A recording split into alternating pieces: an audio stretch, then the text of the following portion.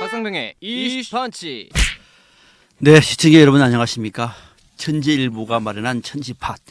오늘이 화요일입니다. 박상병의 이슈펀치 6시에 시청자 여러분들과 생방송으로 만나 뵙고 있습니다. 오늘이 37번째 순서입니다. 9월 24일. 제가 미리 말씀을 드렸습니다만 박상병의 이슈펀치는 항상 좌우가 아니다. 국민과 함께 국민의 눈으로 세상을 보겠다라고 하는 모토를 다시 확인을 하면서 오늘은 9월의 마지막 화요일입니다. 이슈 초대석 시간입니다. 조금 낯이 익은 분이 가운데 계시죠? 네, 오늘은 이슈 초대석의 초대 손님으로 홍형식 한길리서치 사실 설립자이신 소장 직함을 갖고 있는 분 홍형식 소장님을 모셨습니다. 우리나라 여론조사 업계의 상징적인 인물 1세대 또 자타가 공인하는 대한민국 여론조사의 최고의 전문가 정말로 어렵게 오늘로 안 된다는 걸 인천공항에 가신다는 걸 안 됩니다 하고 난 다음에 서울역에 가까우니까 빨리 오시라고 해서 저보다 조금 일찍 오신 홍형식 소장님을 모셨습니다. 어서 오십시오. 너무 거창하게 저 소개를 했는데요. 예, 뭐 다른 거는 모르겠고 가급적이면 아니죠. 최대한 객관적으로 여론조사를 하려고 노력을 하면서 평생 살았습니다. 네. 뜻대로 잘 안 된 부분도 참 많습니다. 솔직히 고백해야죠. 박수로 환영해야 되잖아요. 그럴까요? 네, 뭐 그렇습니다 그러면. 네. 모시기 힘든 자, 분 모셨는데. 그리고 항상 비가 오나 눈이 오나 제 옆에서 이슈펀치를 빛내주는 우리 이상희 교수님도 함께하고 있습니다. 어서 오십시오 교수님. 빛은 내지 않고 덕에 먹고 삽니다. 무슨 말씀을. 예. 자, 오늘은 저희가 홍형식 소장님 사실 우리가 여론조사를 매일 접하고 있지 않습니까? 어떤 사람은 참 믿을만하다. 어떤 사람은 야 이게 정말 못 믿겠다. 특히 정치 관련돼서는 양쪽으로 쫙 나눠져 있다 보니까 이게 도대체 어느 말이 맞는 것인지. 그래서 오늘은 모든 걸 얘기할 수 있는 홍형식 소장님을 모시고 한길 리서치거든요. 직격을 한번 물어보겠습니다. 뭐가 문제가 있는 것인지. 그리고 앞으로 우리 시청자 여러분들이 여론조사를 볼 때 어떻게 보면은 제대로 볼 수 있는지 오늘은 하나씩 한번 껍질을 벗겨보겠습니다. 그러면 답이 나올 것 같고 홍형식 소장님이 조금 말하기에 부담스러운 것도 눈치 보지 않고 바로 묻겠습니다. 네, 자, 오늘은 정치 동향 여론조사 전격 대해부 이런 제목을 잡았습니다. 좀 크게 잡았습니다. 제목 좋습니다. 괜찮죠, 그죠? 네. 전격 대해부, 정치 동향 여론조사 전격 대해부. 크게 해부한다는 얘기죠. 그렇죠, 예, 크게 해부. 네, 크게 한번 해부를 해서 뭐가 문제가 있는 건지, 그 심장에는 정말로 뭐가 있는지 한번 우리가 한번 끄집어내 보겠습니다. 최근에 한국갤럽이 여론조사를 했습니다. 지난 17일부터 19일까지 전국의 유권자 1000명을 대상으로 여론조사를 했고요. 문재인 대통령 국정 지지도를 보니까 긍정평가가 40%, 3%포인트 떨어졌습니다. 부정평가가 53%, 4%포인트 올랐습니다. 취임 후 최고치, 최저치를 기록하고 있습니다. 취임 후에 반년 만에. 자, 이번 여론조사는 휴대전화 RDD 표본 프레임에서 표본을 무작위로 추출해서 집전화 RDD가 15% 포함해서 전화조사원 인터뷰 방식으로 진행을 했다 이렇게 발표를 했습니다. 표본 오차가 95% 신뢰 수준의 플러스 마이너스 3.1%포인트입니다. 응답률이 17%고요. 이 자세한 내용은 한국갤럽 홈페이지라든지 또는 중앙선거 여론조사 심의위원회 홈페이지에 가시면은 요낙을 볼 수가 있습니다. 요거는 사전에 저희가 객관적으로 공정하게 말씀을 드리고 난 다음에 진행을 하는 것이 맞습니다. 방송은 그렇게 하는 겁니다. 그래서 이 문제를 조금 길게 제가 설명을 드렸고요. 자, 홍 소장님. 자, 바로 질문 들어가겠습니다. 네. 문재인 대통령에 대한 국정 운영이 취임 후 최저치입니다. 지난번 조사하고 비교를 해봤더니 3%포인트가 빠져가지고 긍정은 40, 부정평가는 4%포인트가 올라가지고 무려 53%가 나왔는데 압도적 오차 범위를 뛰어넘어서 부정평가가 훨씬 높다 이렇게 봐야 되는데 아무래도 이거는 조국 사태가 그만큼 국민들에게 민감한 이슈라고 봐야 되겠죠. 자, 조금 일단 가까이 해서요. 네. 대통령 지지율을 해석할 때 역대 각 대통령은 그 해석하는 기준이 조금씩 다를 수가 있습니다. 문재인 대통령의 지지율을 해석할 때 굉장히 중요하게 봐야 되는 게 45%에서 50% 박스권 지지율입니다. 45에서 50의 50%. 박스권. 이 지지율이 문재인 대통령이 내가 볼 때는 1차적으로 저지선을 형성을 하면서 네. 쭉 이 국정을 운영하는 데 있어서 어느 정도 필요한 지지율이 아닌가. 그리고 이 촛불 그 혁명이라고 표현을 하죠. 네. 그걸 통해서 집권했는 대통령으로서 우리가 이 어느 정도 예상할 수 있는 지지율입니다. 네, 네, 네. 그리고 실제 그 지지율 구간을 뭐 1년 넘게 유지를 해왔다고 그랬었죠. 봐야겠죠. 네, 네. 그래서 제가 항상 문재인 대통령의 지지율을 볼 때는 몇 가지 단계로서 봐라. 첫 번째는 60% 이상 지지율을 유지를 하느냐. 그러면 안정적인 지지율. 60%. 네. 다음에는 50%. 그야말로 이거는 그냥 중립적인 의미에서 과반수 지지율 유지. 그다음 이 45에서 50%는 이 그 완고한 저지선에서 형성되는 이 선이라고 본 거고요. 예, 예. 그다음 이 이제 기준으로 보는 것이 뭐가면은 이 45에서 50%는 어떤 문제가 있냐면은 잘 모르겠다는 응답을 빼고 나면은 긍부정 평가가 엎치락 뒤치락 하는 구간이에요. 긍정과 부정이 서로 비슷하게 충돌되고 예, 있는. 항상 그래서 이제 과반수는 아니어도 긍부정이 거의 평평하게 예. 형성되는 구간이라고 보는 거죠. 네, 네, 그런데 45% 이하로 떨어져 버리면 확실하게 부정평가가 높아져 버립니다. 그다음 중요한 구간으로 보는 게 40%예요. 네. 이거는 무슨 이야기냐면 실제 문재인 대통령 지지율 그 득표율이 41.1%인데 네, 네. 그 이하로 떨어지면서 국정 운영에 위협이 될 수 있는 지표로 본 거죠. 그럼 이번에 긍정 평가가 40%라고 하는 거는 위기다. 문재인 대통령의 국정 운영에서 굉장히 그 적신호가 될 수 있는 수치다. 자, 그러면 역대 대통령은 40% 지지율에도 긍정적이 그렇게 위협 신호로 보질 않는데 문재인 대통령은 왜 그러느냐? 40%가 그 적신호가 되느냐? 다른 게 아니에요. 각 대통령마다 처한 그게 다르다고 이렇게 다르겠죠. 정치적 말씀드리지만 환경을 이야기하는 거죠. 그것보다도 문재인 대통령은 전 대통령을 탄핵을 하고 올라선 대통령이기 때문에 제가 이야기하지만 다른 대통령보다도 지지율을 한 10% 정도 좀 더 높게 형성을 해야만이 다른 대통령만큼 국정이 안정적이 유지할 수 있는 기조가 된다. 이렇게 보는 거죠. 와닿습니다. 예, 이수남 교수님도 이거 관련돼서 방금 홍 소장님이 우리가 보통 대통령이 뭐 30% 정도도 있는데 뭐가 아니라 예. 문재인 대통령 같은 경우는 최소한 40% 이상은 되어야 그나마 이전 대통령과도 균형이 맞다. 아니, 지금 문재인 대통령의 지지율은 이전 대통령 30% 정도로 보시면은 국정에 대한 그 운영을 하는 데서 부담이 그런 같은 부하로 온다. 그 이야기입니다. 홍 소장님 말씀은 이런 겁니다. 기본적인 비교 가치가 기본적인 역대 대통령의 기본 가치에 비해서 문재인 대통령의 가치가 높다라는 것이죠. 역사적인 그 변력 속에서 당선된 대통령이고 소위 말하는 그 촛불혁명으로 인해서 만들어졌기 네, 때문에 네. 그만큼 기대 가치가 다른 역대 대통령보다 그것도 있고 한편으로는 반대 진영에 대한 그 반발의 거를 누르기 위해서는 지지를 높게 유지를 해야 될 대통령이에요. 그러면은 지금 이번에 방금 제가 말씀드린 한국갤럽이 문 대통령 국정 지지도가 긍정 평가가 40%다라고 얘기를 했는데 사실 이 얘기는 그러면은 역대 다른 대통령 비교하면은 30%밖에 안 된다는 얘기잖아요, 그죠? 30% 정도의 지지율을 유지할 때의 국정 장악력이라는 거죠. 그 컨디션 자체가 그럼 문제가 그렇게 있네요. 된다는 거죠. 그러니까 이제 지금 홍 소장님 이야기하는 것은 이게 그냥 예사롭게 봐야 될 문제가 아니다라는 거죠. 네. 40% 그러면은 아직까지도 40%인가 이렇게 생각할 수 있지만 역대 대통령의 환경, 정치 환경하고 여러 가지 고려를 해본다 그러면 심각한 수준이다 이렇게. 역시 해석이 좀 와닿는 것 같아요. 그게 이제 가장 큰 네. 문제가 탄핵을 통해서 집권한 대통령이기 때문에 그런 문제가 있다는 거죠. 그만큼 상대방이 한이 많이 사이가 있는 거예요. 그러다 보니까 상대 진영들은 항상 현 정권을 공격할 수밖에 없지 않습니까? 그렇죠. 네. 그거를 제어를 하고 어느 정도 그거를 그런 반발에도 불구하고 안정적인 국정을 운영을 하려고 하면은 역대 대통령보다는 한 10% 정도 더 높게 유지를 해가야 된다. 알겠습니다.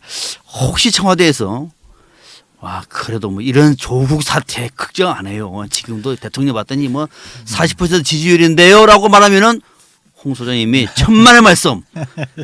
당신들은 지금 50% 60%가 나와야 된다는 얘기를 하고 있는 겁니다. 이전에도 보니까 40%돼 있는 데는 안정권이 아니다라고 하는 말씀을 드리는 100m 겁니다. 달리기로 본다 그러면 한 10m 앞서 있다고 봐야 돼요. 그렇겠네요. 네. 자, 기록이 많이 나와야 되는 네, 그렇죠. 그다음 제가 이제 이 조국 때문에 의원의 지지율이 떨어졌느냐 아니냐. 조국 때문에 떨어진 겁니다. 제가 YS 때부터 지금까지 대통령 여론조사를 해보면서 제 나름대로 일반화한 것이 예. 정치 사회 이슈 쟁점들은 굉장히 탄력적입니다.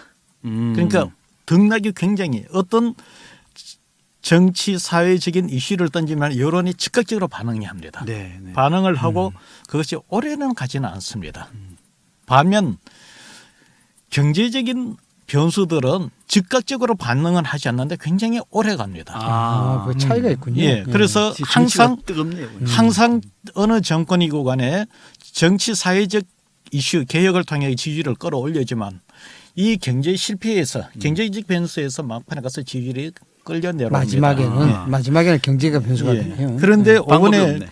사실 그 지금 조국 사건이 유지가 되지만 일반 국민들은 현재 조국 딸의 대학 입시 관련 그것이 사실상 이 지지율을 끌는데 80-90%인 그게 거고 화력이죠. 펀드 문제는 사실 여론 지지율에 그런 영향을 미치는 부분에 있어서는 그렇게 큰 게 아니에요. 조국 사태 중에서도 조국 딸이군요. 핵심은. 예, 핵심은 문제. 딸입니다. 네, 가장 쉽게 사실 와닿을 수 있는 문제니까. 지금 아마 검찰이 수사를 하고 있는데 펀드 문제는 이 소위 말하는 위법적인 요소들을 구성을 하기 위한 그거를 성립시키기 위한 조사로 봐야 될 것인 네. 거고 만약에 이게 지금 뭐 입시 문제 관련해서 이 불법 사항을 검찰에 두고 이거 완성을 못 시키면은 개망신이 되죠. 네, 그렇죠. 그러니까 그거하고는 별건으로 어떤 형태로든 아마 내가 뭐 법에 대해서는 잘 모르지만 펀드 문제가 더 그 법적 그 요건을 더 구성하기가 쉬운 것 같아 보여요. 네, 그렇죠. 그래서 거기에 더 매달리는 것 같는데 실제 여론은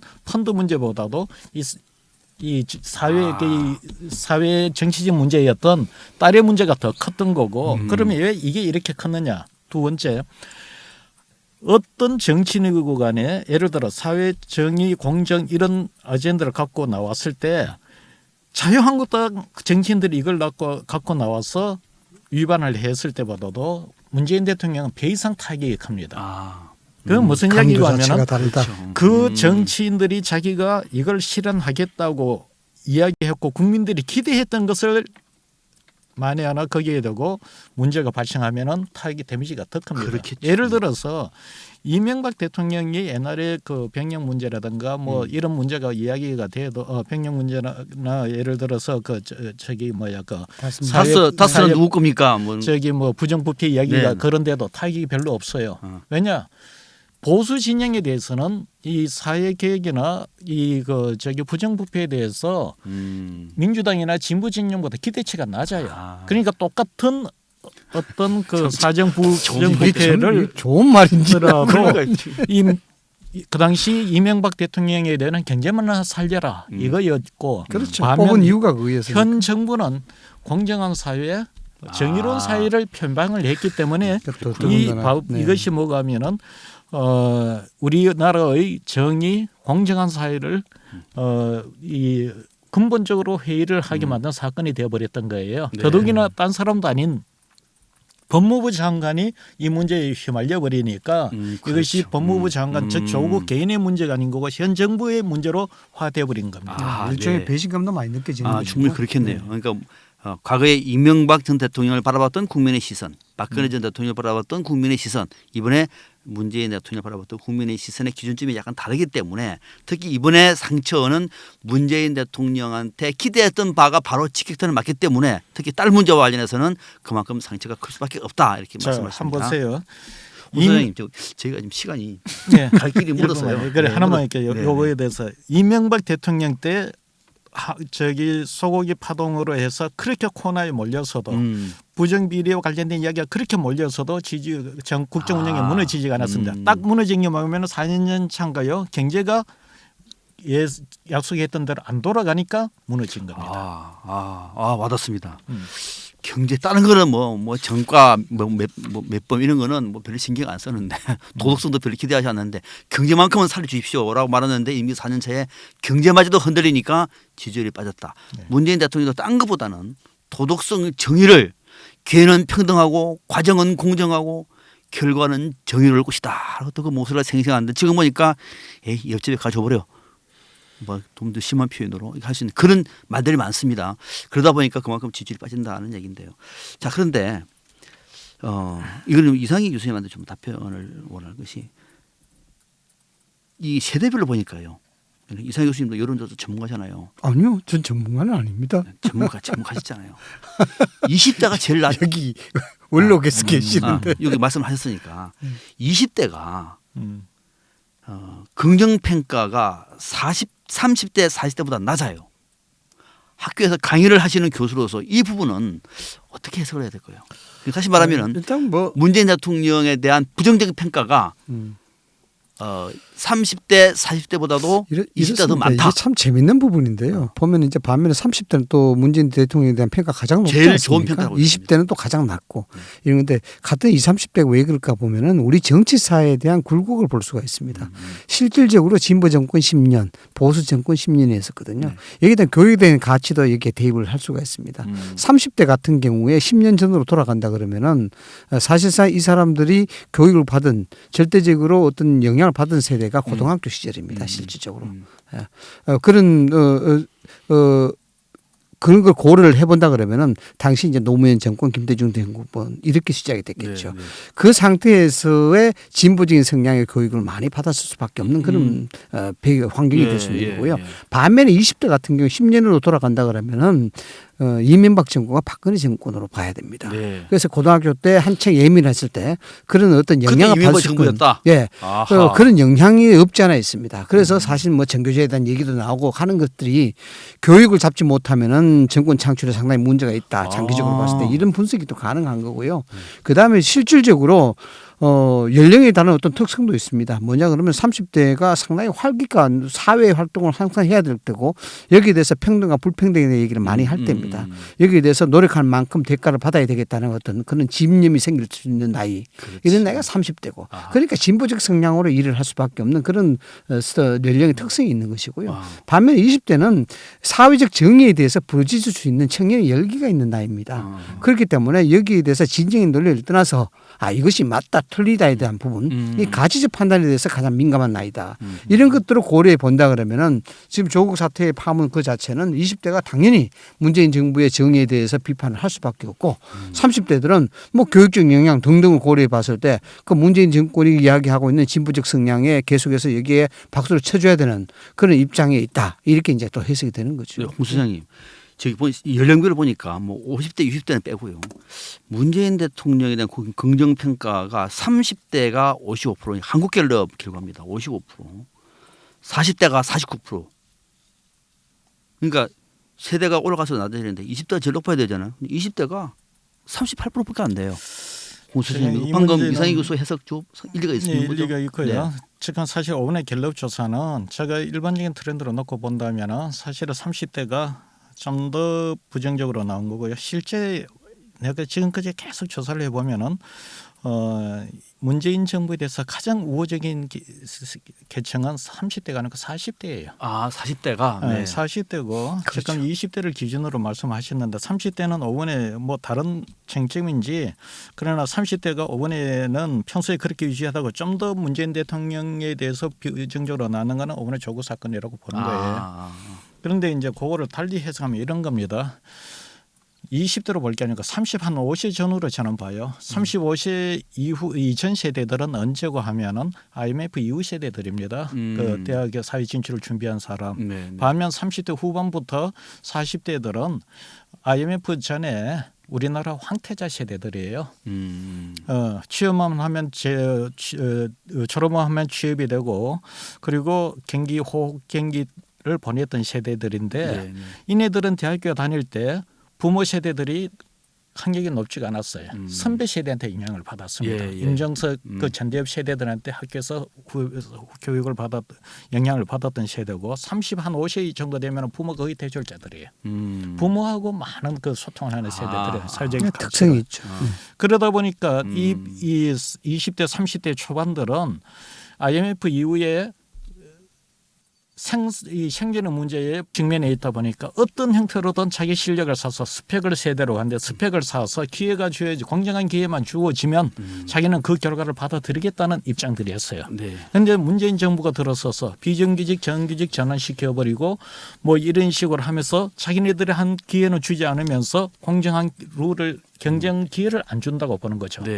그러면서 기존의 노동시장을 놓고 볼 때 노동시장에 이미 진입해 있는 세력의 이익을 반영을 하지 임금을 비정규직을 정규직으로 옮겨주고 그렇죠. 이 그 노동 최저임금을 올려주고.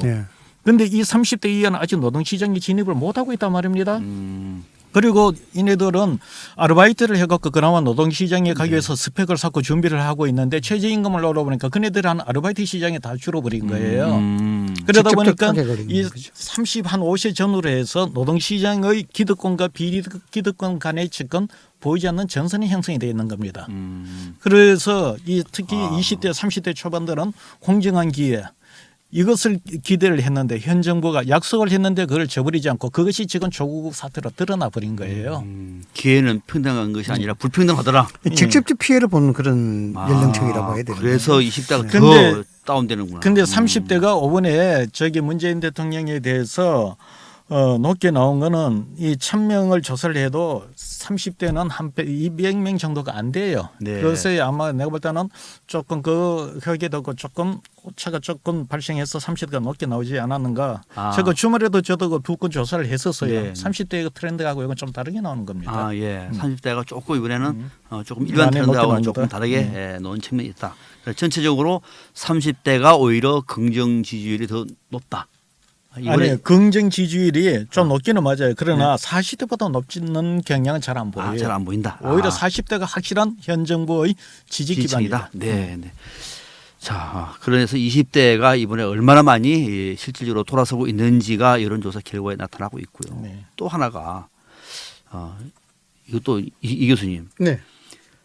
이번에 또 특징적인 것이 지지 정당이 없는 아무래도 이제 이번 같은 경우는 조국 사태에서 좀 진보 쪽에 있는 민주당이나 정의당 같은 경우에는 그래도 지지율이 높을 것이고 바른미래당이라든지 자유한국당은 부정이 더 높지 않겠습니까? 그런데 무당층을 봤어요. 지지 정당이 없습니다라고 말한 적을 봤더니 문재인 대통령이 국정 지지를 잘한다가 22% 못한다가 61% 지지층에서 아주 강하게 부정 의견이 3배나 많습니다. 이것도 좀 시사하는 바가 적지 않을 것 같아요. 이 무당층에서 나온 거죠? 네, 그렇습니다. 무당층이라는 것은 지지 정당이 없는 것 아니겠습니까? 일종의 중도 지역이라고 봐야 되겠죠.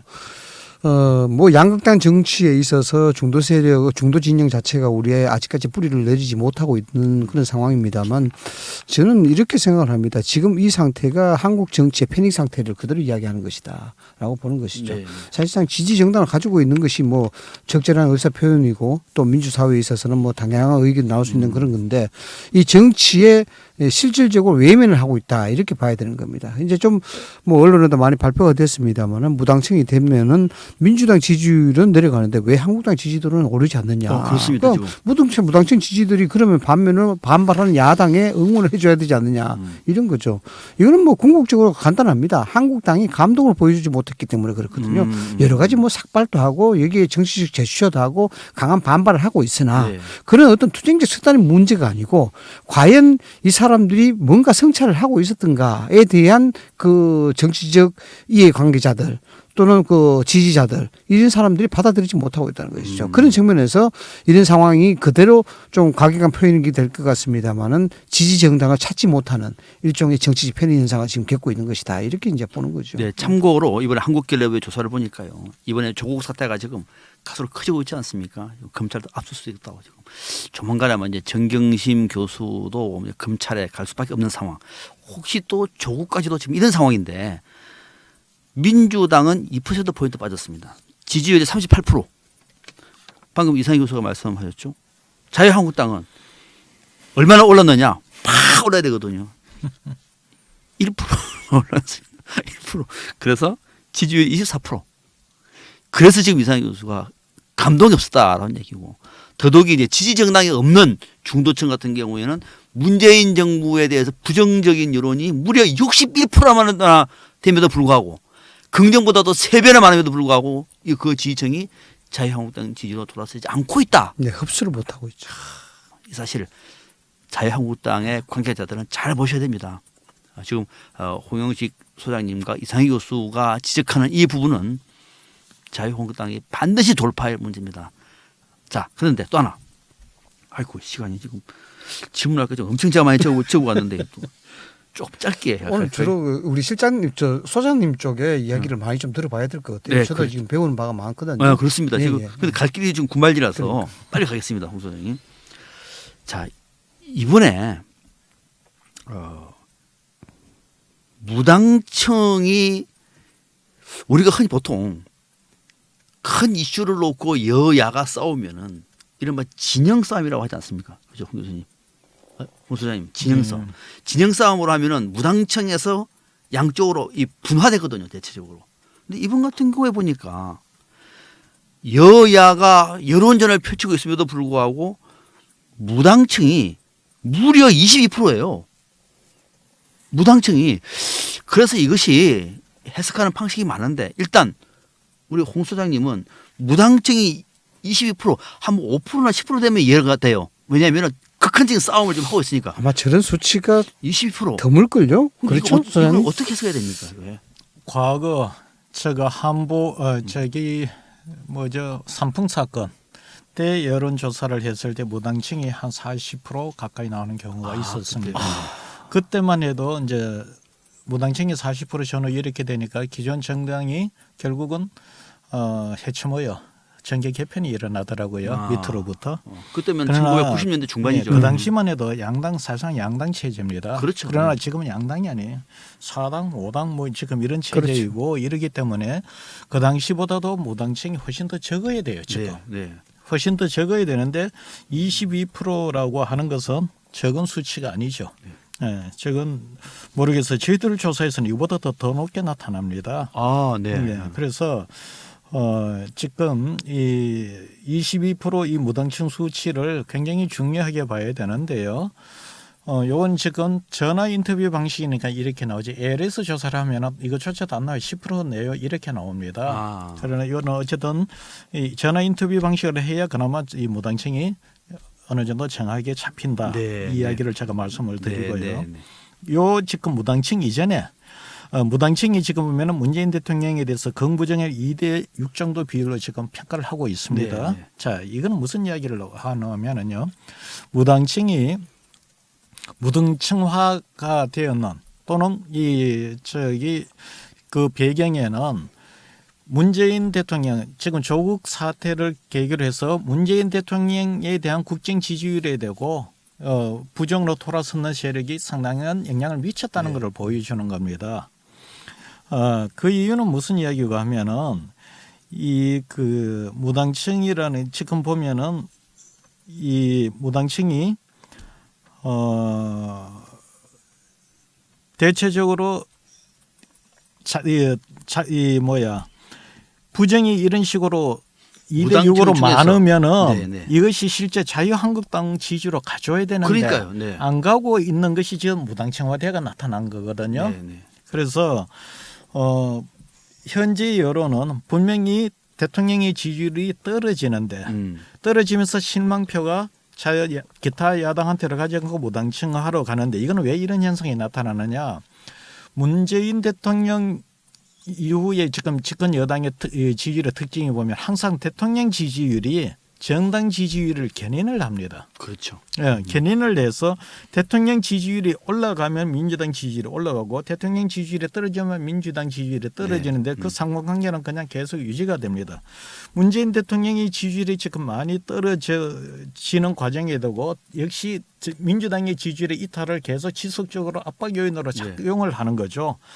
작용을 하는데 이것이 이탈을 해서 즉 무당층화되어서 실제 그 이탈만큼 타당으로 가지 않고 무당층으로 계속 늘어나는 이 추이로 가고 그러다 보니까 그 무당층들은 문재인 대통령에 대해서 부정적인 평가를 많이 하는 지금 이런 형국이라는 거죠. 네. 그렇죠. 지금 방금 말씀드린 것처럼 지지 정당이 없는 무당층은 지금의 조국 사태와 관련해서 어떻게 보느냐. 문재인 정부가 못하고 있다가 61%입니다.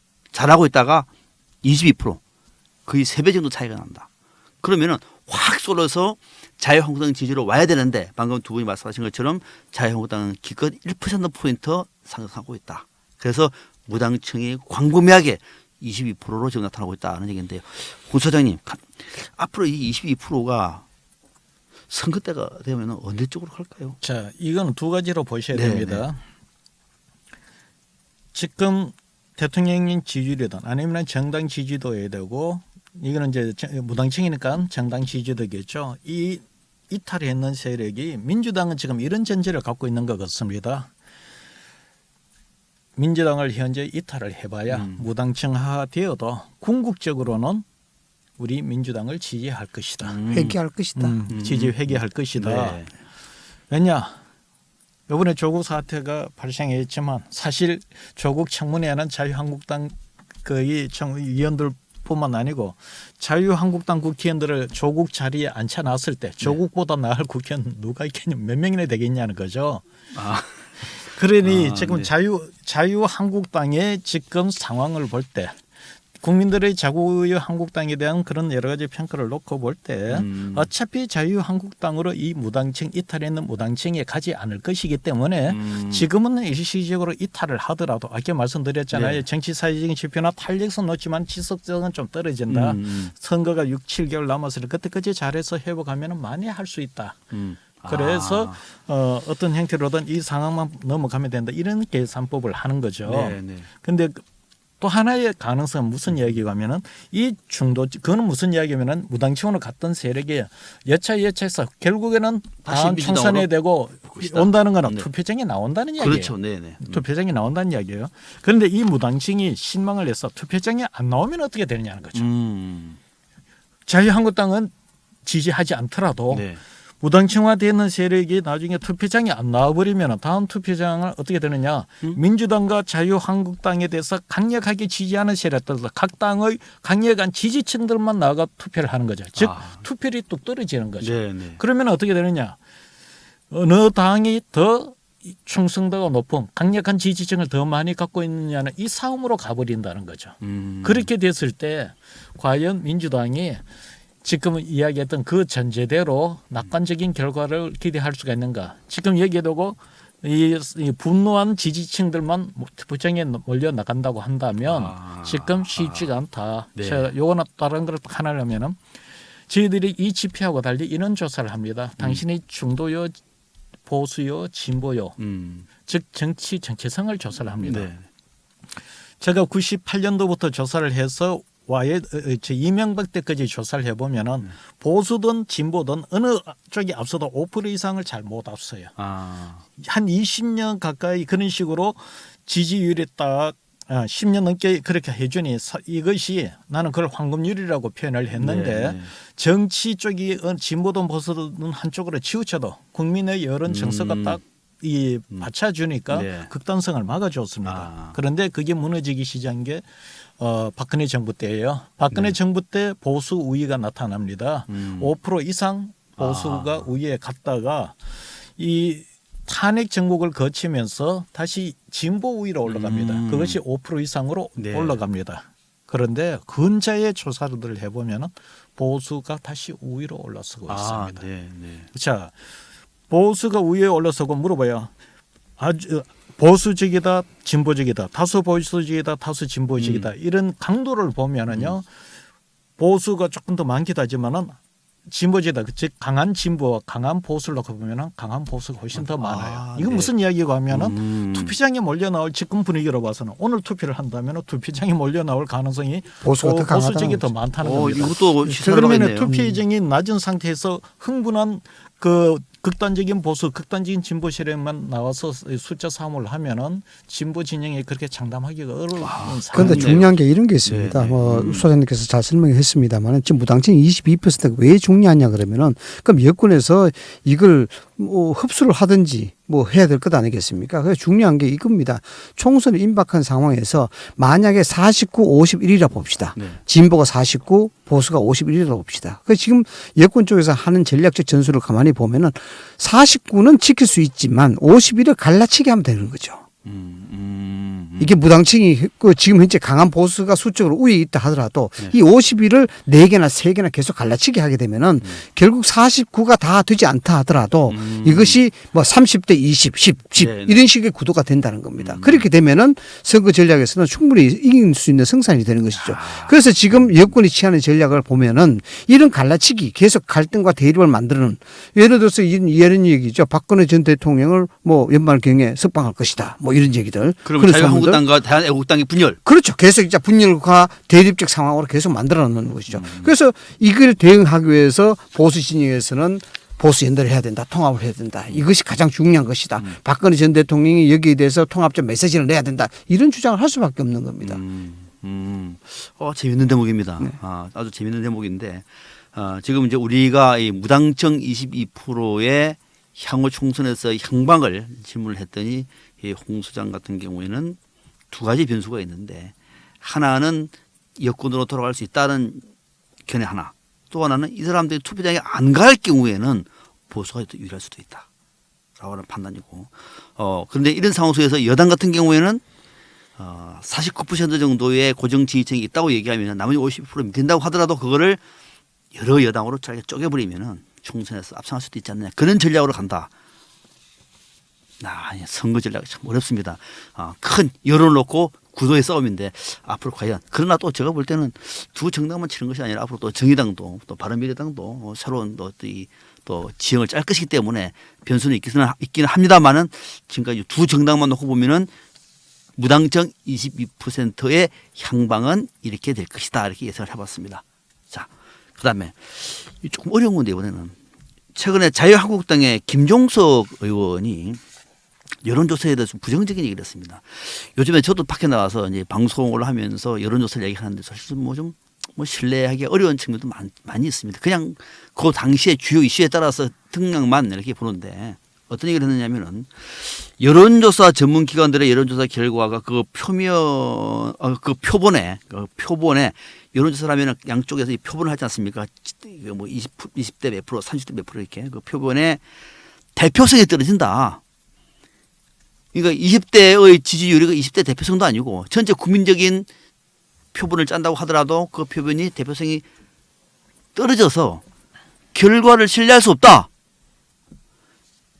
심지어 이거를 2017년부터 2019년 9월까지 거의 2년 이상을 추이를 조사해 봤더니 별로 믿을 수 없더라. 자유한국당의 김종석 의원이 이렇게 설명했습니다. 이거 우리 홍 소장님 좀 간단히 설명을 좀 해 주실래요? 이게 무슨 얘기입니까? 저도 궁금합니다. 사실. 무슨 얘기입니까? 이게? 이게 조사 방법론 관련된 복잡한 좀 이야기인데 아주 간단하게. 간단하게 3분 이내로. 이야기하니까. 네. 자, 이거는 무슨 이야기가 하면은요. 조사 여론에 응답하는 사람과 응답하지 않는 사람들 간의 성향의 차이가 있다는 전제하에 논증입니다. 있죠. 네. 그런데 우리가 이거를 과학적으로 검증이 불가능합니다. 진행되는 조사는. 왜냐?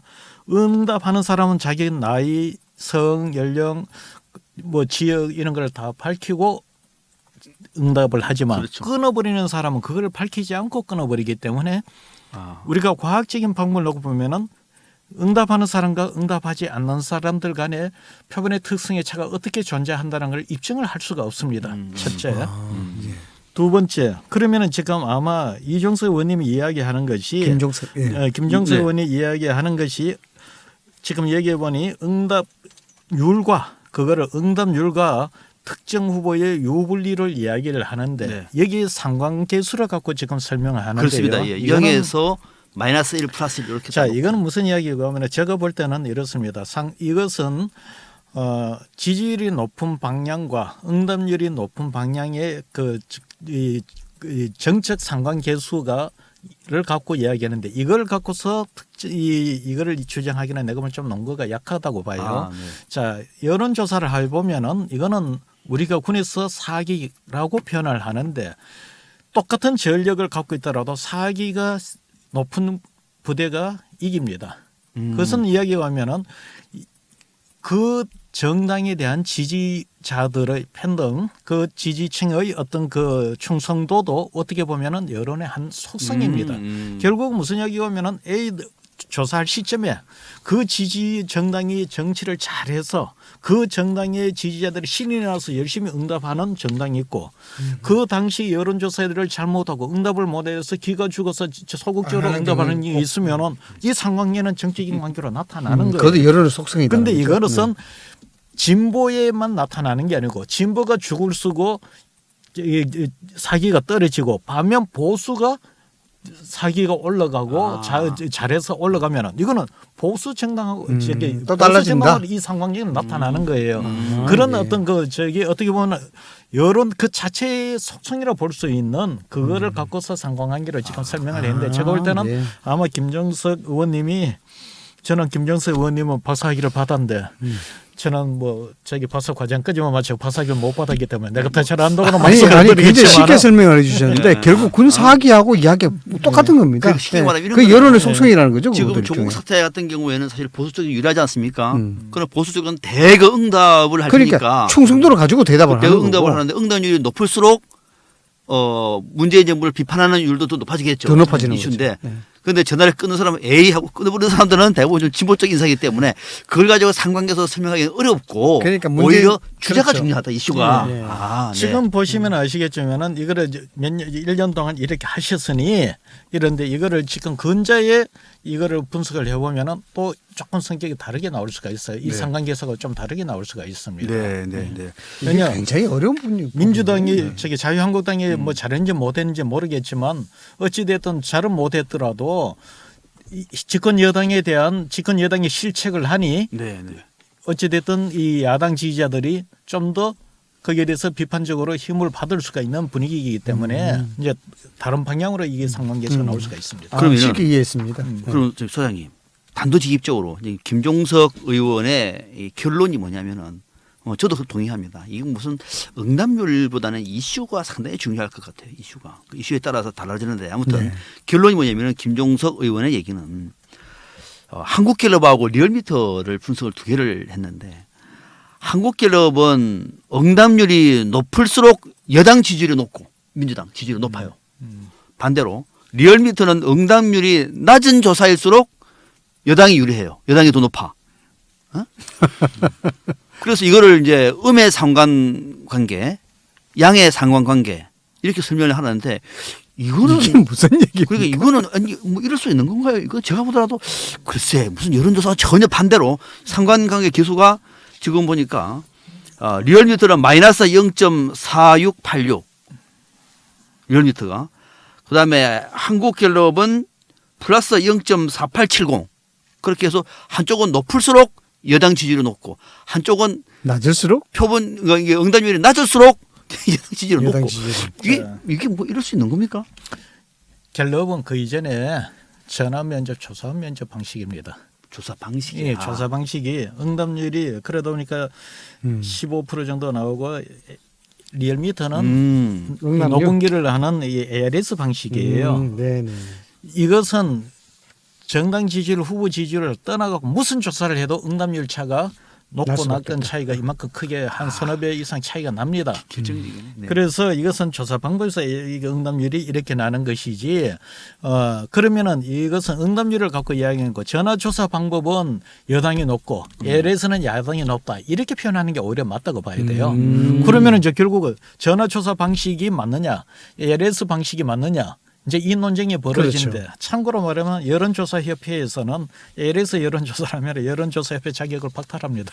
ARS는 ARS는 신뢰하지 않는다. 아하. 저기 여론조사협회에서는 그렇게 하는 거죠. 예. 저기 한국 저기 여론조사협회가 있습니다. 뭐 갤럽이니 한국리서치니 뭐 이런 데 가입해가 있는 네. 그런 쪽에는 그런 직접적 인터뷰 조사만 취급하는. 전화 면접 조사는 이제 그렇게 하는 거죠. 네. 왜 그런 문제가 있느냐?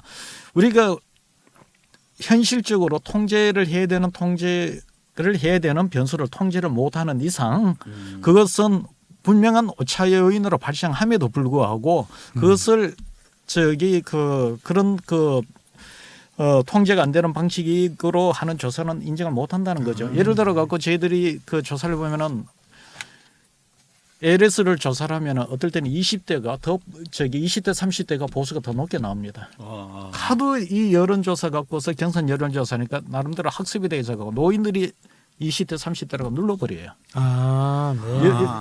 다음 이 남자가 여자라고 눌러버려요. 그러니까 조사 결과가 어떻게 나오느냐. 20대 보면 보수가 더 높게 나오고 자유한국당이 더 높게 나와요. 사실은 나 연세가 80대 할아버지인데 지난번에 전화를 해가지고 80대 하도록 하니까 끊어버리더라. 그래서 이번에는 저 80대가 아니고 20대입니다. 이렇게 하면서 전화를 할 수도 있다는 거죠. 그런 부분들이 발생하는데 통제할 방법이 없는 거예요. 일종의 한계군요. 그러니까 예를 들어 전화 조사를 하면은요.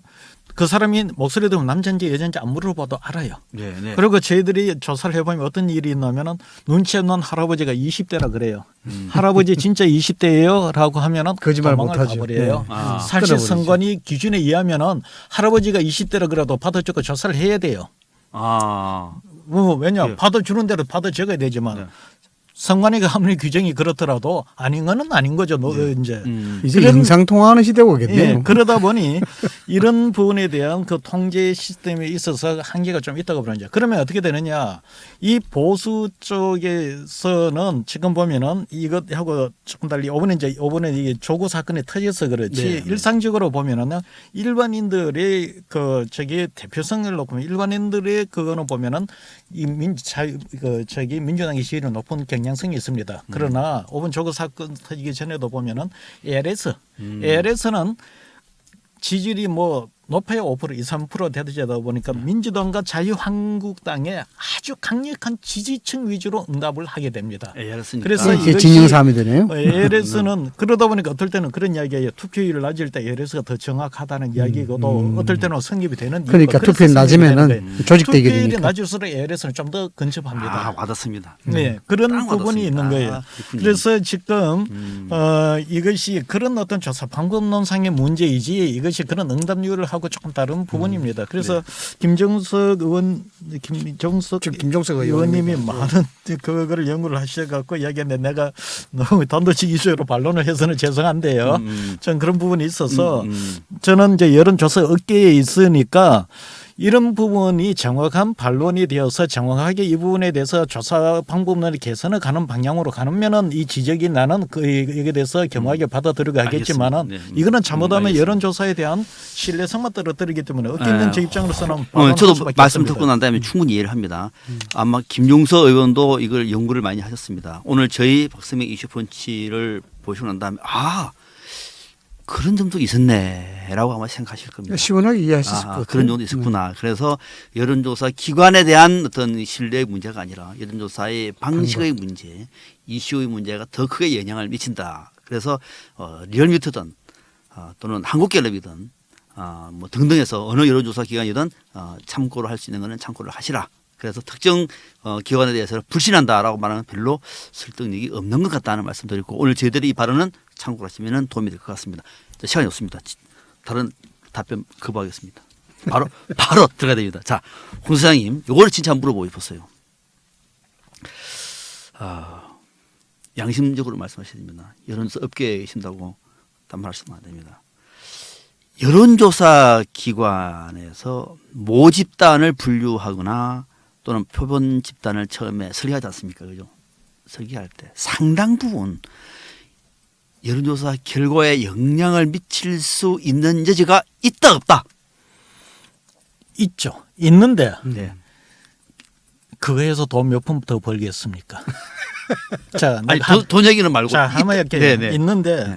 그거 했다가 내가 90몇 년도에 모 기관이 지금은 망했습니다만 그 당시 100억 넘게 하던 업체예요. 네. 그 사건도 그 회사가 문을 닫았습니다. 있었으면은요. 약간 작업을 해가지고. 예, 20년 동안 있었으면 그 회사는 지금까지 굴러갔으면 수천억 매출을 일으키면서 지금까지 존속했습니다. 그러니까.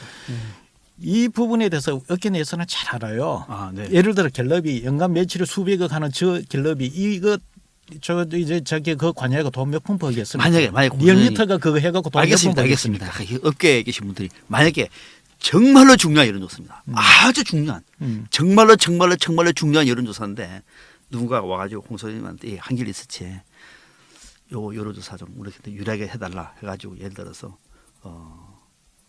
너무 높게는 아니고 한 2%나 3%포인트 정도만 유리하게 만들어 주십사라고 말하면은 돈과 관계없이 표본 집단을 만들 때는 충분히 할 수 있다는 거죠, 그죠? 그거는 가능하다는 거죠. 그 표본 집단 이전에도 뭐 예를 들어 갖고 얼마든지 장난을 치려고 할 수가 있겠죠. 예, 있는데 돈 때문에 안 한다. 그래서 돈 때문에 몇푼 번다고.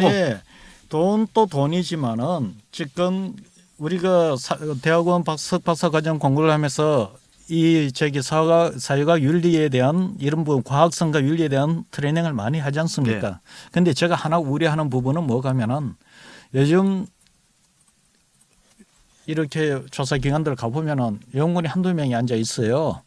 그 기계 하나 돌리고 이렇게 하다 보니까 석박사 과정 논문을 쓰면서 그런 데 대한 사회 조사 윤리나 조사학 방법론에 대한 객관성에 대한 그런 데 대한 훈련도 안 돼 있고 윤리에 대한 저희 내재화도 안 돼가 있는 조사 기관들이 많이 있습니다.